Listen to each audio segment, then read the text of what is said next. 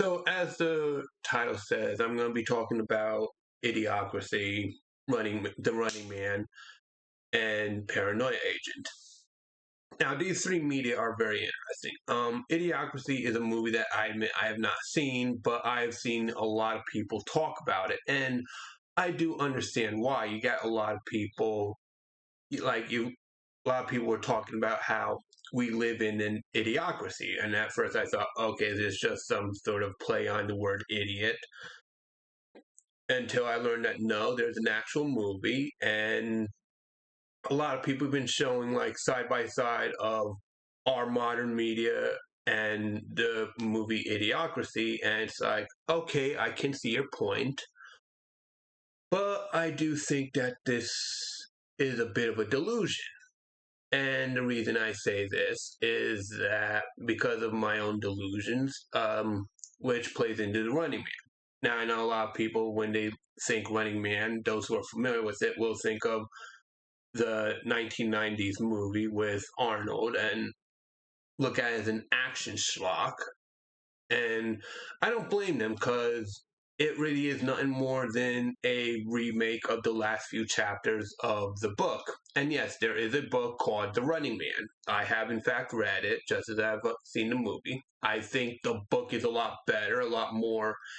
The story is more intelligent than the movie. You know, I do think that not Arnold's best film, which is also probably why so many people who are avid fans of Arnold will not say Running Man's up there because it's not. But yes, when it comes to the book, I had a similar thought that a lot of other people have with Idiocracy because I drew parallels between what's shown with the Running Man and like what our current environment, well, what the current environment was at the time, as well as reality TV and the state of media and well, state of mass media, I should be saying. And it was easy to think that, yeah, the world's going downhill and this is what reality is. But I did something that a lot of these people do, the whole thing of comparing the world to Idiocracy didn't do, which is that I took a step back and looked at the larger picture. And yeah, while there's a little bit of what's going on nowadays that can be compared to Idiocracy, much like how there's little bits of the world even now that basically is reminiscent of the Running Man, you look at reality as a whole, and that is not the case. There are certain things that just contradict what we perceive from be it Idiocracy or the Running Man. But I do notice that a lot of people, and myself is included in this, ends up falling into some sort of a delusion because of the media. And this is where Paranoia Agent comes in. I should note that I'm talking about in relation to the anime. I don't know if there was a book written of it or anything like that, but I have watched the anime, gave 3 watches. I've actually talked about this in another video, but don't worry, you don't need to watch that other video about how I tried and failed to be perfect and realized that's okay. But yes, when it came to the Running Man, not running, Paranoia Agent. Um, so you don't have to like watch through everything. The basic is that you have this antagonist called Little Slugger who's running around assaulting people. But the strange thing is that after being assaulted, people are happy, which seems odd. But the detective who's on the chief rather who's on the case ends up finding out, coming to an interesting conclusion. And at first, it looks like the chief's off his rocker until towards the end of the anime, you find out that the chief is right all along, but not until the chief falls into his own personal delusion. Um, but yeah, when it came to it, what happened is that, much like the chief stated initially, sorry if this is a bit of a spoiler, but then again, I would encourage you to watch through so that we have an understanding, because it looks all fantasy and such, but until you realize that what you're looking at is from the perspective of other people. And that isn't really shown fully until like towards the after the first third of the anime, I forget. But yes, when it comes to what had happened is that people put all their problems on Little Slugger, saying how all the woes are because of Little Slugger. And so, in a sense, the Little Slugger ends up becoming like what we view in the West as the devil, you know. And a lot of things does end up reminding me of an old phrase in the U.S. and parts of the West of Western culture, which is the devil made me do it. In other words, instead of accepting personal responsibilities for, no personal accountability, instead blame it on an outside force such as the devil, you know. And even then, it's not always the devil, such as how people would blame comic books, video games, music. People would put blame on all sorts of stuff when it's just an avoidance of personal accountability, or just to say that the accountability of others being excused for something. So that's what the little slugger ended up becoming a representation of, at least from what I perceive. Some of you may draw a different conclusion if you were to watch the anime yourself.